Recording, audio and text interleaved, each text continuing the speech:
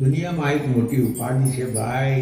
કેટલાય શ્રદ્ધાળુ, કેટલા ધર્મને માનવાવાળા મારા ગુરુએ આ મંત્ર આપ્યો છે, મારા વડીલો આ મંત્ર આપ્યા તો મારે છોડીને બીજું ગ્રહણ કરાય? ના ના ના. તમને બીજો અધિક મંત્ર દેખાય, બીજું અધિક પદ દેખાય તો પેલાને છોડી દો. ના ના ના, અધિક દેખાય એમ માણસે વિચારવું જોઈએ કે સાર વસ્તુ શું છે.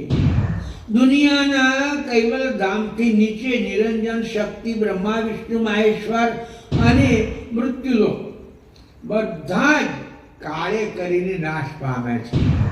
કોઈ શાશ્વત પદ છે નહીં. તો પછી એવા કાળે કરીને નાશ પામે એમાં સ્થિર થઈને બેસી રહીએ, કદાચ એ પદ મળે તો એ આપણો નાશ થઈ જવાનો. એ પદની સાથે આપણો નાશ થઈ જાય. આપણે અવિનાશી સકર્તા પતિને મેળવવા નીકળ્યા છીએ.